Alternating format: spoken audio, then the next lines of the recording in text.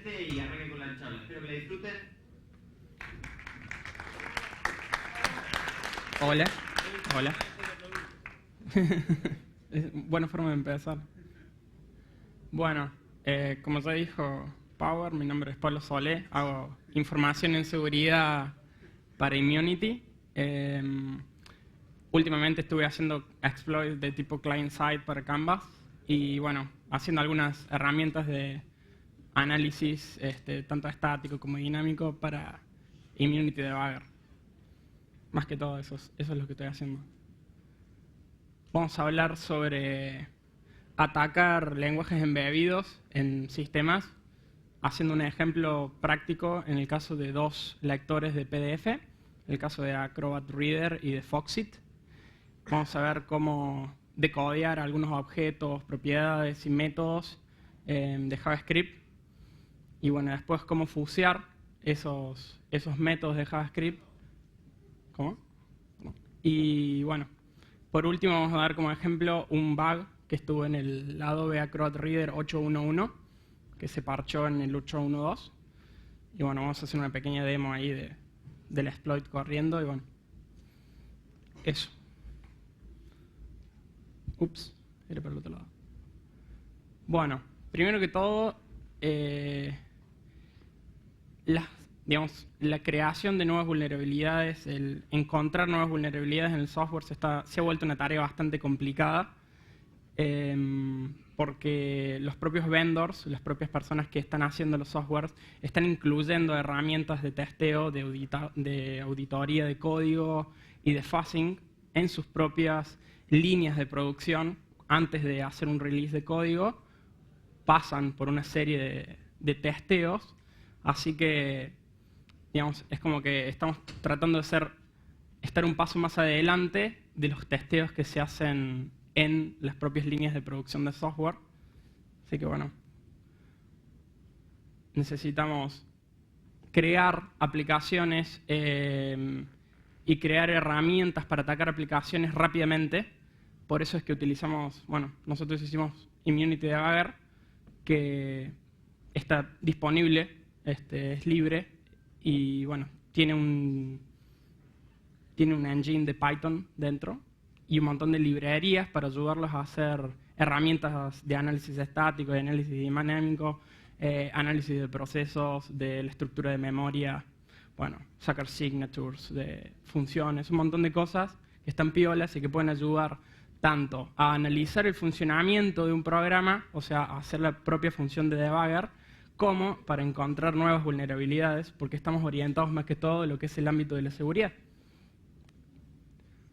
Así que, básicamente lo que hacemos es, tenemos Immunity Debugger abajo de todo, que es nuestro core, que tiene nuestras estructuras fundamentales para leer la memoria, leer los procesos.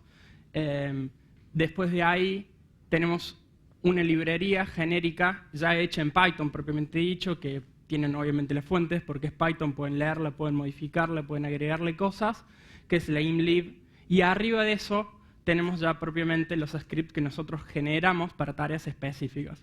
Entonces tenemos herramientas útiles, herramientas para hacer herramientas, y bueno, herramientas para hacer herramientas para hacer herramientas, que sería el caso del core, que es nuestro debugger. Entonces, en este caso en particular que vamos a hablar de aplicaciones que son, más que todo, es como si fueran browsers. En el caso de Adobe Acrobat, por ejemplo, dentro de un PDF hoy en día tenemos interactividad, tenemos forms con los cuales podemos subir datos a un sitio web, podemos bajar webs, tenemos plugins, podemos imprimir, podemos insertar videos, podemos insertar imágenes. Así que es más que todo lo mismo que como si fuera un browser y por supuesto, como que es tan similar a un browser, tenemos lenguajes de scripting embebidos. En el caso de Adobe, por ejemplo, es JavaScript. Justamente por esta complejidad, por esta diversidad de las cosas que podés hacer con estas aplicaciones, es que el debugging de estas aplicaciones es bastante complejo. Más que todo, confía y funciona con objetos que son creados dinámicamente, son creados en el momento de ejecución. Así que rastrear esos procesos, porque a veces son objetos que heredan propiedades de otros objetos, que heredan propiedades de otros objetos, y de esa forma se va creando hilos de herencia. Es bastante complicado, siempre, digamos, hablando siempre, por supuesto, que no tenemos fuentes, ¿no? Si estamos hablando de reverse engineering, no tenemos fuentes de nada. Lo único que tenés, en el caso de Adobe, por lo menos lo más cercano a información, es la documentación de plugins, que es lo de más bajo nivel que tienen, y una SDK para crear plugins de third party, de cual no habla nada de JavaScript. O sea, eso es un tema como que no está incluido en la SDK directamente.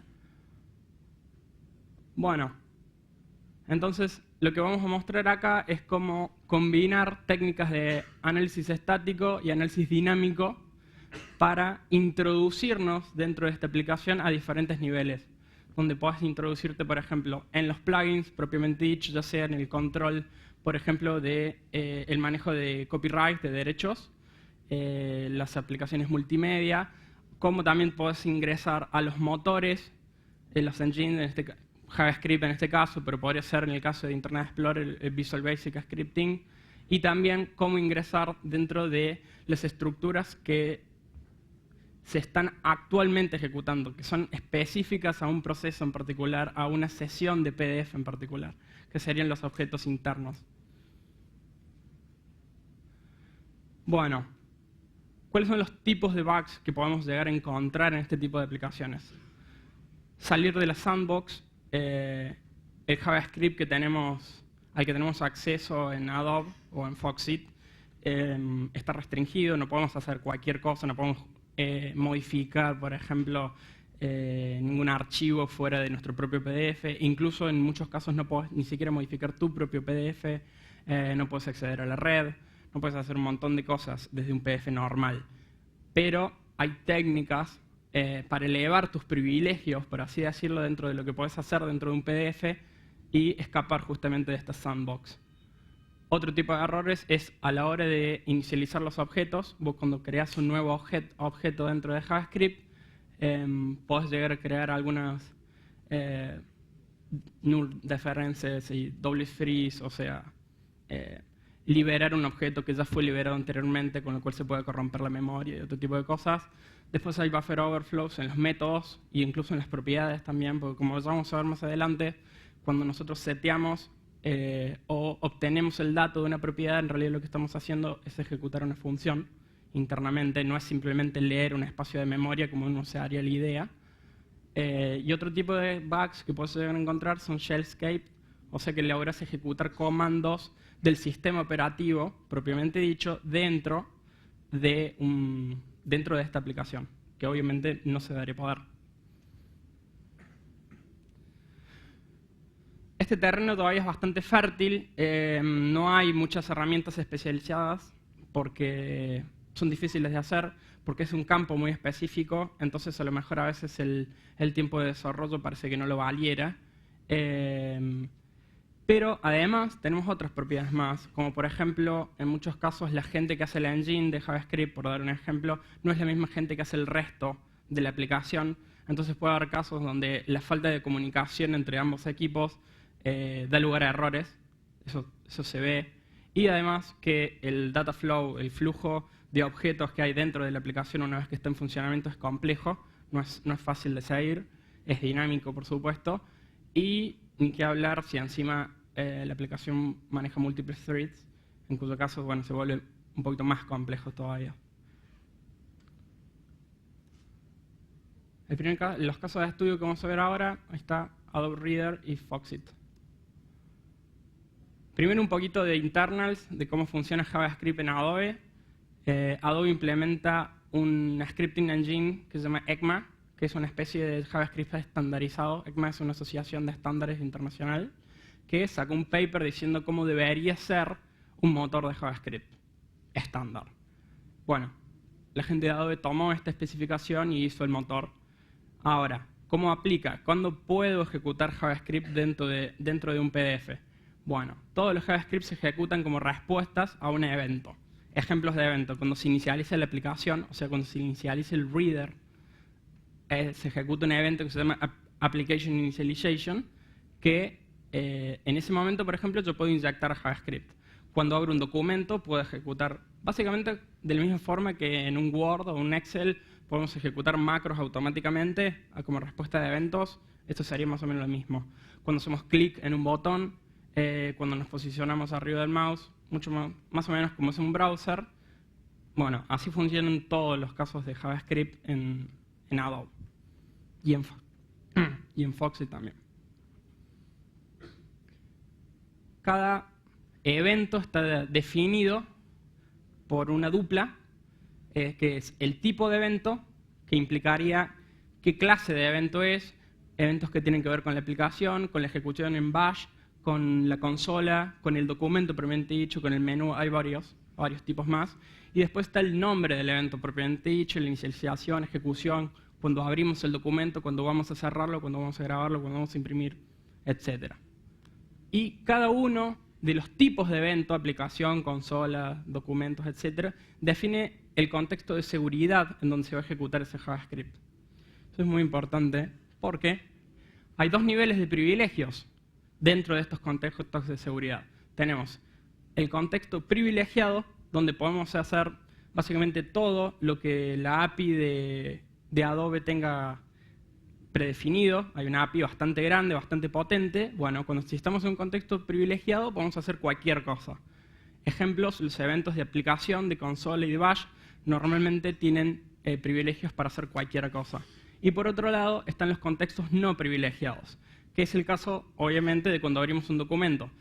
Todos los eventos que tengan que ver con un documento son no privilegiados. ¿Okay? Entonces nosotros abrimos un PDF y desde ese PDF no podemos controlar todo el sistema operativo. Sería ilógico, ¿no?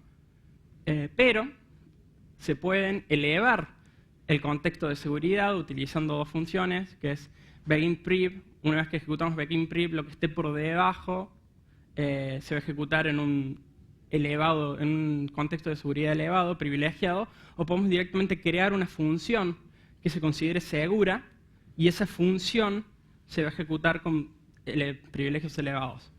Pero por supuesto, para ejecutar begin-prev o trusted function tenés que estar en un contexto privilegiado. Si no, todo el sistema de seguridad, digamos, sería un fake. No estarías haciendo nada. Pero existen algunos problemas ya conocidos, digamos, usando Acrobat y JavaScript. Uno de ellos es lo que hablamos de la sandbox antes, de espacio no privilegiado.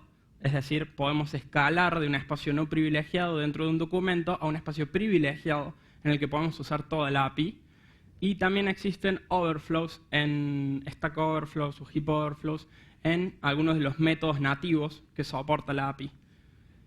Y otra cosa importante a tener en cuenta es que tienen un gran pedazo de la API está no documentado directamente. No se sabe, supuestamente no se sabe cómo funciona, y Adobe no tiene intenciones de demostrar cómo funciona porque son funciones que se utilizan internamente por Adobe. Digamos, Adobe lo que hizo fue, en el momento que decidió ponerle fuerza, ponerle dinero y tiempo de producción a la parte de JavaScript, empezó a soportar sus propias funciones a través de JavaScript. Entonces nosotros, por ejemplo, si hacemos un traceo de las funciones de JavaScript que se ejecuten en la inicialización de Adobe, vemos 1.000.000 de funciones que no están documentadas en ningún lado, por supuesto, que Adobe ejecuta por sí mismo, que se llama a sí mismo para inicializar objetos y otro tipo de cosas. Y entonces, por supuesto, la parte de la API undocumentada significa que ahí es donde seguramente vamos a encontrar errores en el futuro, como es el caso de un bug que vamos a ver más adelante. Un caso de romper la sandbox está documentado para Adobe Acrobat 709. Básicamente se llama una función que se llama check4update. Esa función check4update eleva sus propios privilegios y después llama a una función de callbacks que uno puede setear. Esa función de callback está controlada por el usuario y se ejecuta dentro de un contexto privilegiado. Así que básicamente, si nosotros seteamos, como en este caso, el callback a una función que nosotros controlamos, esta función la controlamos nosotros y podemos hacer lo que queramos. sea que error. Fail. Otro tipo de errores conocidos son overflows, que es el caso que vamos a analizar más adelante. Este es un stack overflow en una función indocumentada, justamente dentro de lo que decíamos recién, que el futuro de los errores que vamos a encontrar seguramente van a ser sus funciones indocumentadas. Este es un ejemplo. Enviando el parámetro message con una string muy largo, hacemos un stack overflow, overflowamos el safe exception handler, así que bueno, podemos controlar desde ahí la IP.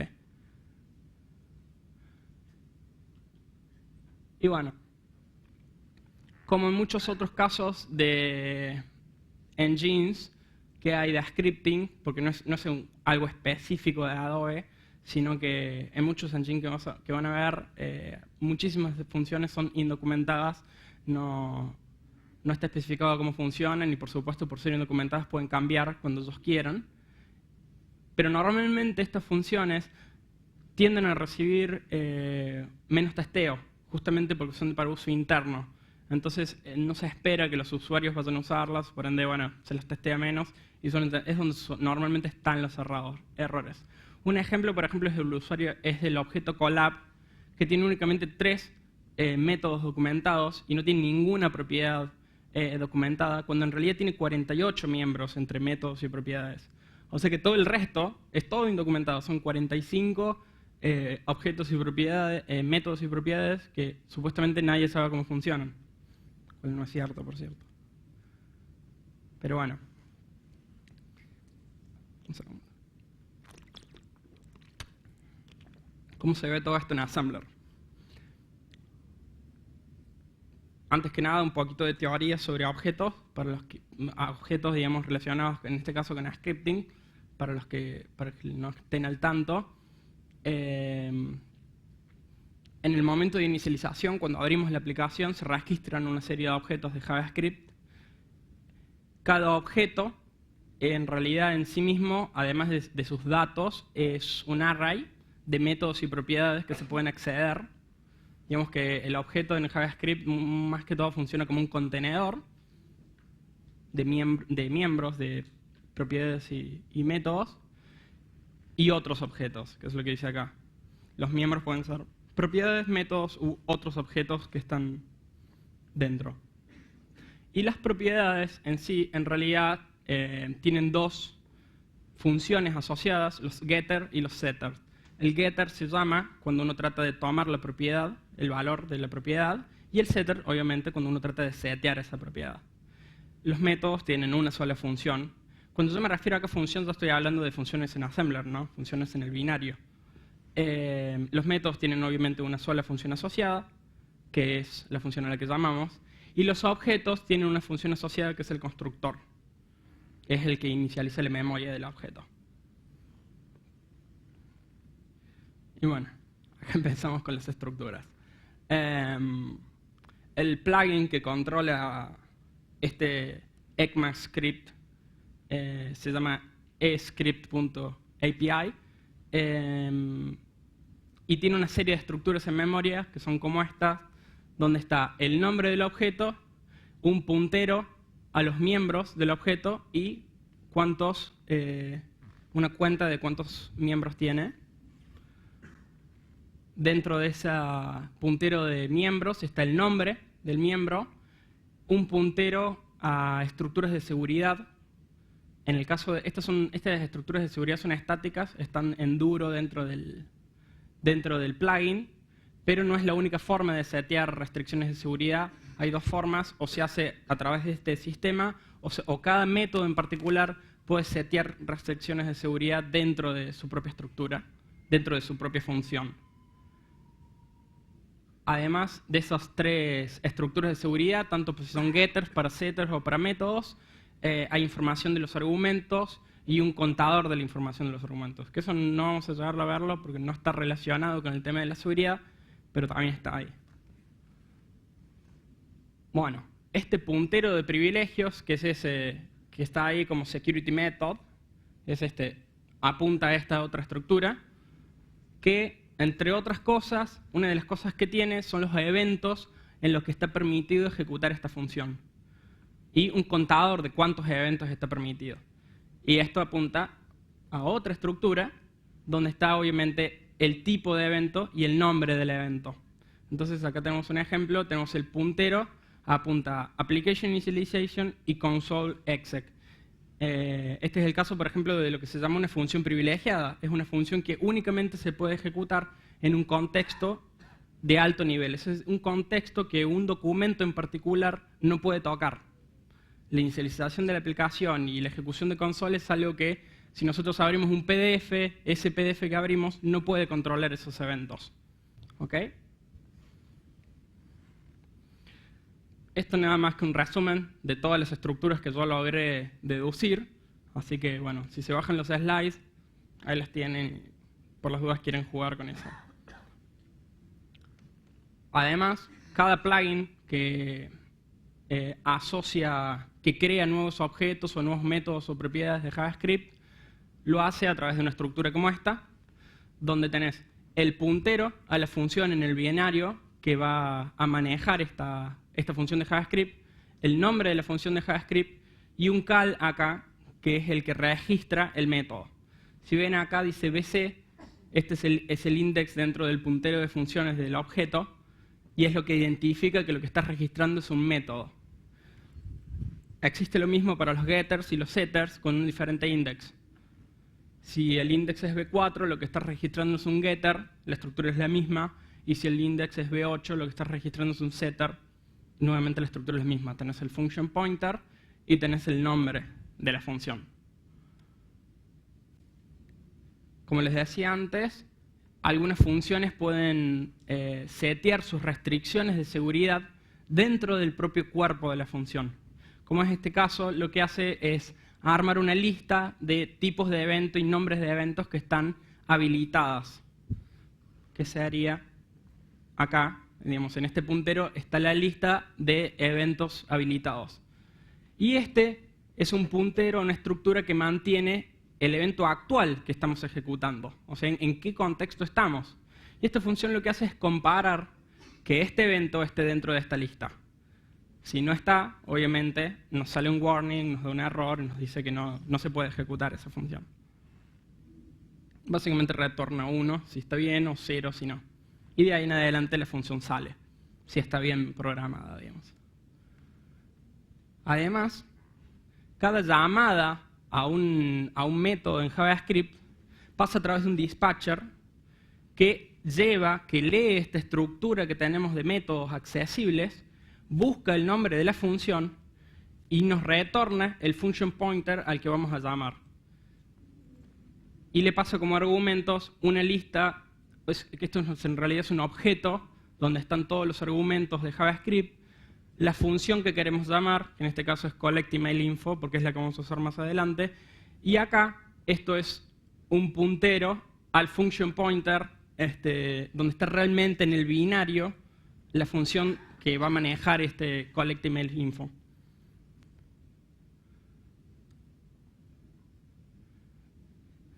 Una vez que llamamos a la función que queremos, una de las primeras cosas que hacen todas las funciones, bueno, lo primero que hacen es, en caso de que tengan restricciones de seguridad específicas, lo primero que hacen es chequear esas restricciones de seguridad para salir antes de chequear absolutamente nada más. En caso de que pasemos esas restricciones de seguridad, lo segundo que hacen es leer los argumentos. ¿Cómo hace para leer los argumentos que le pasamos? Bueno, arma una estructura en memoria con las estructuras de los argumentos, que es el nombre del argumento y el tipo de argumento, y un par de datos más, que espera recibir. Por ejemplo, espera recibir que el argumento message va a ser una string, por ejemplo. O que el argumento, no sé, isAvailable sea un bool. Sea 0, sea 1, sea verdadero, sea falso. Una vez que tiene armada esa lista, que se arma on the fly, lo siguiente que hace es pushear la lista de argumentos tal cual como los recibió y pushear esta lista de argumentos permitidos. Y acá lo que hace es parsearlo. Este parser lo que va a hacer es tomar esta estructura y rellenar algunos campos avisando si se pudo parsear correctamente los argumentos o no. Si todo sale bien, devuelve 1, si no devuelve 0 y la función sale. Esta es la estructura del parseo que hace. Por cada argumento que recibamos vamos a tener una estructura como esta, que tiene el nombre, el tipo, una flags, buffer. Bueno, ahora voy a explicar qué significa cada uno. El nombre obviamente es el nombre del argumento. En este caso que estamos viendo es to. El tipo de argumento es uno de estos, que en este caso es 6, porque lo que espera recibir es una string Unicode. Después tenemos una flag, que lo que yo logré descifrar es que cuando está seteado, hasta ahora lo que logré descifrar, es que si está seteado este bit, significa que es un argumento opcional, que no es obligatorio ponerlo. El buffer, este campo lo setea la función que parsea, o sea, agarra el argumento JavaScript encodiado, lo decodifica y lo pone en este buffer dependiendo del tipo de datos. Por ejemplo, si es un integer, va a poner directamente el dword ahí. Si es un buffer Unicode, va a poner únicamente el pedazo del buffer Unicode que corresponde. Si es una string, va a poner, si es una string ASCII, va a poner el ASCII, etc. En este caso era una string Unicode, así que lo que tiene, bueno, acá es el inicializador avisándonos que es Unicode y el string en UTF-16. Después, ese último campo que dice used es un bool. Si hubo algún problema al parsear el argumento, eso va a estar en 0 y va a desarrollar toda una secuencia en cadena que va a hacer que el parser devuelva 0, que significa que algo salió mal. Por ende, todos los argumentos que fueron usados y correctamente parseados deberían estar en 1. Si algún argumento se usó y no fue bien parseado, el parser va a fallar y bueno, todo mal.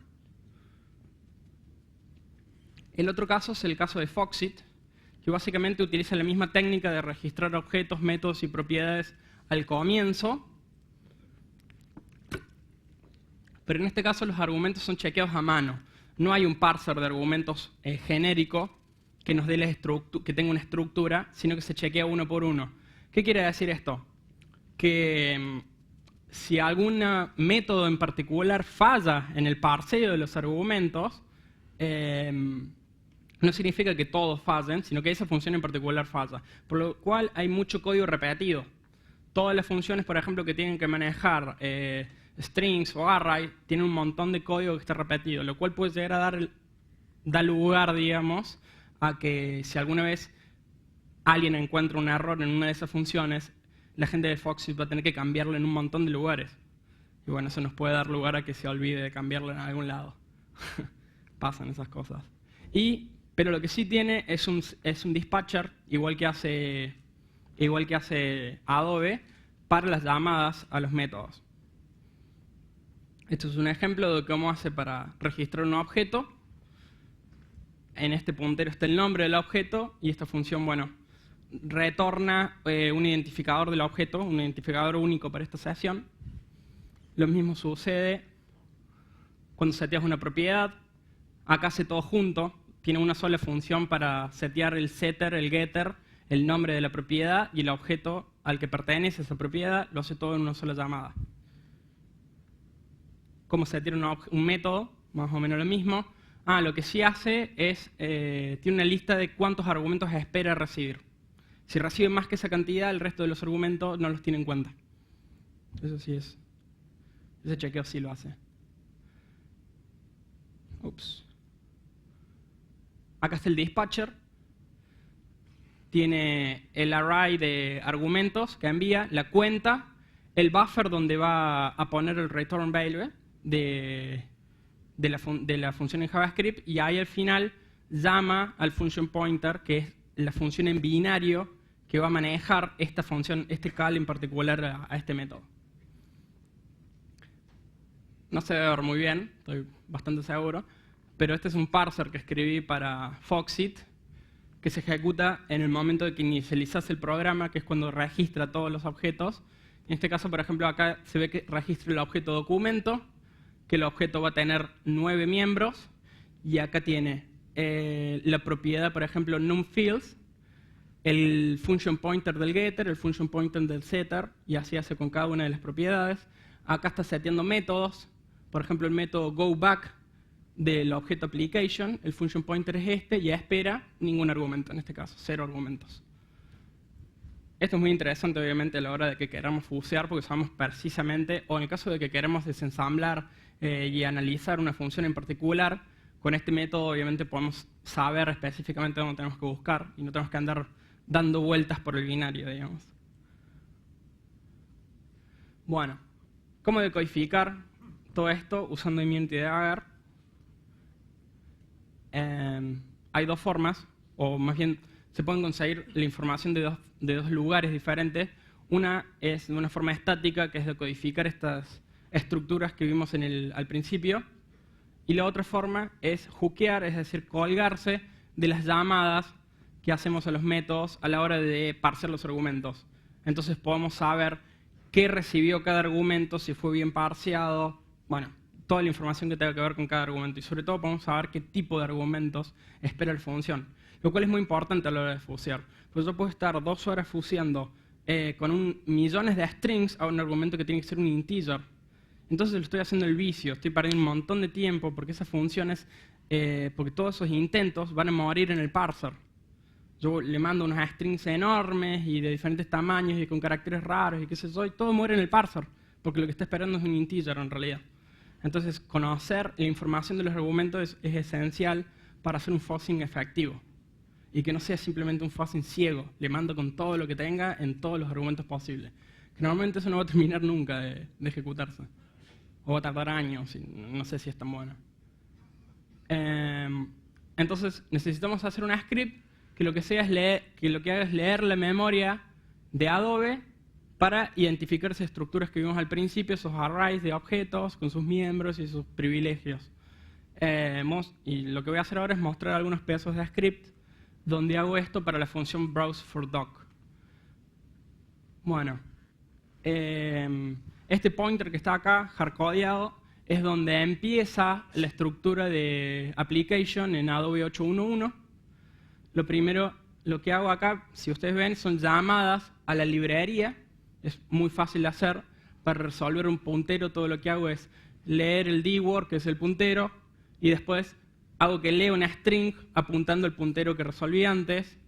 Aumento la dirección en 4, o sea que leo el siguiente dword, que es desconocido, siempre 0. Agrego de vuelta, leo el puntero con los miembros que voy a utilizar en el siguiente pedazo de la función, y leo la cuenta, que en este caso son 82 miembros. Y así lo voy haciendo lo mismo con todos los objetos. Siguiente paso, voy a leer las estructuras propiamente dicho. Mismo juego, leo el puntero con el nombre, después lo resuelvo, o sea, leo la string que hay en ese puntero, leo el puntero de los privilegios de seguridad, etcétera, etcétera, etcétera. Y así lo hago con cada miembro, con cada uno de los 82 miembros. Leo la estructura de privilegios y leo la estructura al final de eventos permitidos, que era lo que habíamos visto antes, en este caso era application initialization, que es lo mismo, leo el puntero y después leo la string al que apunta ese puntero. Y eso me va a dar algo como esto. Y yo lo tabuleé todo para que se vea bonito. Tenemos, por ejemplo, el miembro usuario, que es una propiedad que tiene privilegios de seguridad para el getter, y dice que los únicos eventos permitidos son en batch exec y en console exec. Esos son todos los miembros del objeto application, si mal no recuerdo. Sí. Entonces, todos los eventos, todos los métodos que estén restringidos van a tener acá una estructura como esta que dice Secure Privilege y te va a decir en qué eventos está permitido. Lo otro que podemos hacer, como decimos, era poner hooks, tanto sea en el dispatcher de métodos, para poder leer cuál es el nombre de la función que estoy llamando, y después en el parser de argumentos, para poder saber cuáles son los argumentos de esa función. En este caso voy a usar collect email info como ejemplo, o sea que es la que estamos usando de ejemplo en toda la presentación. Bueno, primero, ¿qué es un hook? En el caso de Immunity Dagger. Es un momento en el que podemos parar la ejecución del binario, ejecutar Python a nuestro gusto, En ese Python podemos leer la memoria, podemos leer los registros, podemos modificar los registros, modificar la memoria. Básicamente podemos hacer lo que queramos con el proceso, con todo el proceso y con el estado del CPU, y después retornar la ejecución al binario, que siga adelante. ¿Ok? Entonces, y obviamente tenemos toda una API armada para ayudar a hacer esto y para, digamos, las tareas más comunes que les pueden llegar a ocurrir a la hora de hacer Dynamic Analysis, básicamente ya están hechas, están en la API. Entonces, lo que vamos a hacer es hacer un hook acá, en este call, donde en el stack vamos a tener preparados, digamos, toda la información que necesitamos decodificar. En este caso únicamente vamos a tomar y vamos a mostrar en los logs del debugger este dword, que es el puntero al nombre. ¿Ok? Este es el stack. El segundo dword es un puntero al nombre de la función que estoy llamando. Entonces, si yo hookeo acá, mi ESP-8 va a ser esto.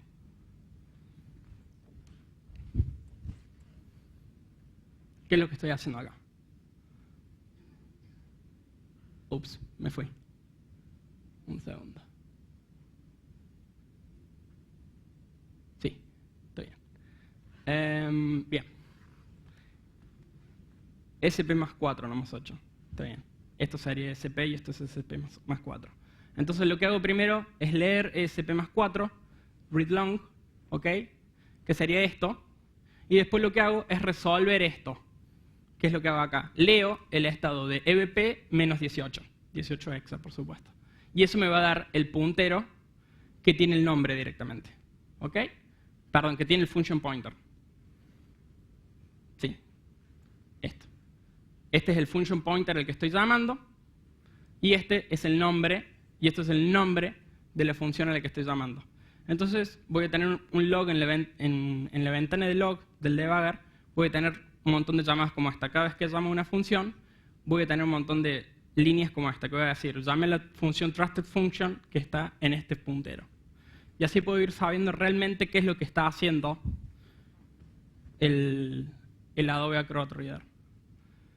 Y por otro lado, lo que hacemos acá es hookear el parser. Esto es un poquito más complicado. Al parser le pasamos esta estructura famosa que vamos a rellenar.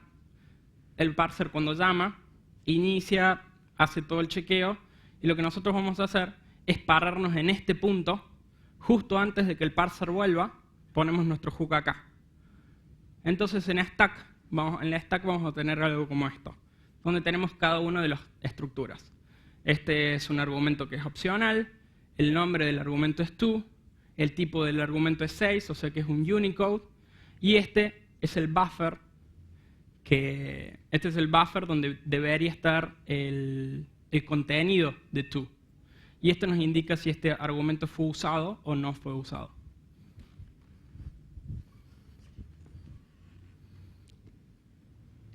Ahí está el pequeñísimo script que hace esto. Como les decía antes, que la mayoría de las funciones de análisis dinámicos que necesitan seguramente ya están hechas. Hay una función que se llama getFunctionEnd, que nos devuelve todas las opciones donde la función puede llegar a terminar. En este caso la función es lineal, así que termina en un solo lugar. Entonces usamos el primer lugar del array que devuelve. Inicializamos el hook. Y después lo que vamos a hacer es simplemente leer la stack.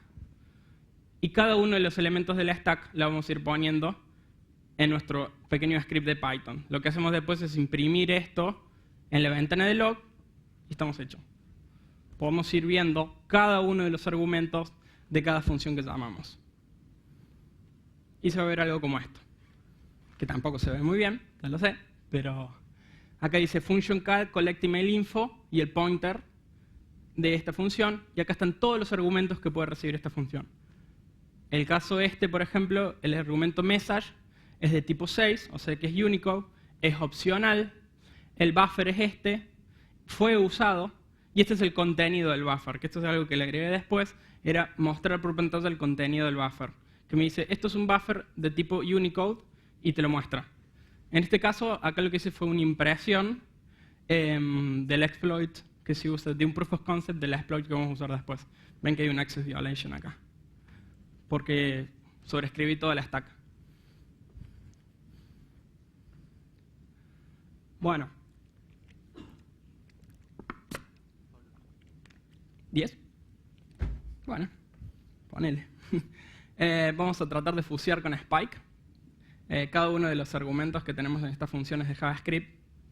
Así que lo que deberíamos hacer es tomar toda la lista de métodos posibles, ejecutar todos los métodos para tomar la lista de argumentos, y cuando ya tengamos los nombres de los métodos y los nombres y tipos de los argumentos, ponemos toda esa información en un script de Spike y podemos fusear cada uno de los argumentos según el tipo al que pertenezcan. Probamos, por ejemplo, podemos probar, por ejemplo, límites en un integer, que se llama, por ejemplo, FFFF, todos, o ceros, o 1, todos los límites que tenemos dentro que pueden llegar a traer errores.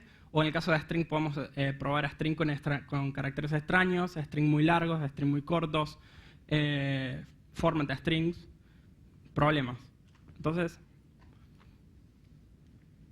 pedimos toda la lista, hacemos un PDF que llame a cada una de las funciones mientras estamos hookeados para tomar todas las listas de argumentos. Una vez que tenemos todos los argumentos, hacemos un script para Spike, que sería algo así, que según el tipo de argumento va a ser qué tipo de fuzzing va a ser. Y nos va a generar algo como esto. Un montón de try-catch, justamente para que nunca se detenga la ejecución del JavaScript y siga intentando, con diferentes tipos de fuzzing. Una de las cosas que tiene Spike, además, es que puedes setear con qué strings querés fuzzear, por dar un ejemplo. Bueno, el ejemplo en particular de este bug, usando la técnica de fuseo que vimos antes, podemos fusear cada uno de los argumentos y vamos a encontrar un crash en esta función en particular. Lo voy a explicar muy por arriba para no cansar, porque no tengo tiempo. Pero el string que nosotros generamos, que nosotros le pasamos, está en nbx. Acá calcula la longitud, pero la calcula en unidades de Unicode, no en bytes. Bueno, no me voy a poner a explicar todo esto, pero básicamente lo que está haciendo acá es como un memcopy, ¿ok? Pero en el conteo, digamos, cuando calcula el máximo de la string que puede llegar a pasar a memoria, lo calcula mal, porque acá lo está sumando de a 1, pero los debería estar sumando de a 2. ¿Ok? Entonces podemos hacer un overflow de, si pasamos más de 2000 hexadecimal, más de 2000 caracteres, podemos overflowear esta función, controlar el return value y podemos controlar el safe exception handler, que es lo que nosotros hacemos en nuestro exploit. Entonces lo que hacemos es apuntar el safe exception handler a una función, a una dirección que nosotros controlamos haciendo heap spray, y cuando se procese la cadena de safe exception handler nos va a dar ejecución. ¿Qué es lo que hacemos acá? ¿Ok? Acá hacemos heap spray. ¿Ok? Todo esto es bastante básico. Llenamos la memoria con esta string, esperando que la heap se llene hasta esa posición de memoria, que sería 09090909. Y bueno, lo que va a pasar en ese punto es que va a llegar a un gran pedazo de knobs que se van a procesar todos hasta que llegue a nuestro shellcode, que en este caso simplemente es un int 3, o sea que lo que va a hacer es una trap para el debugger, nada más. No es shellcode real. 2 segundos de demo. Yo tengo acá un listener de Canvas corriendo y tengo un web server especial hecho por Canvas también, que está esperando, que va a enviar a un Internet Explorer un PDF mal formado específicamente para explotar esta vulnerabilidad. Y acá tengo una VMware con un Adobe Acrobat 811, simplemente entrando a esta página, si todo sale bien.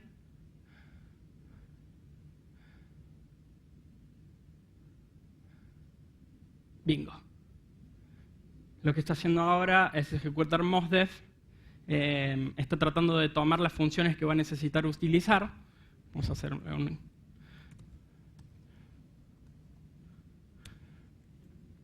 Y esto lo que va a hacer es darme una shell, básicamente. Si todo sale bien. Y bingo, tengo una shell. How awesome is that? Y una cosa importante, Explorer no crasheó. Yo puedo utilizar otros hilos acá y hacer otras cosas, y está funcionando lo más bien. ¿Ok? No se vio nada en pantalla. Es más, si yo cierro este hilo, va a seguir funcionando la shell como si no hubiera pasado nada. Eso es bastante cool también. Bueno, conclusiones.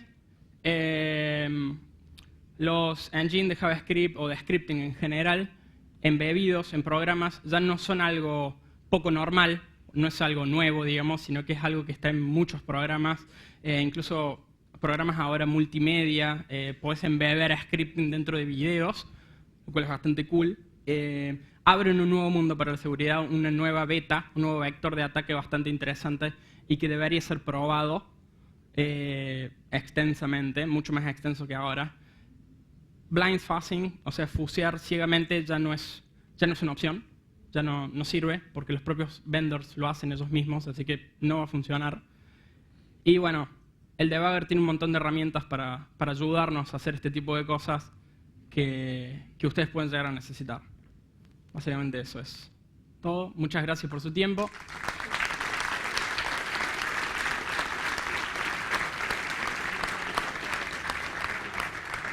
Preguntas que tengan en inglés o en español es lo mismo. Este es el momento.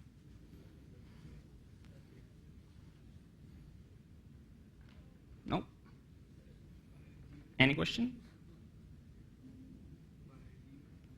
¿Cómo?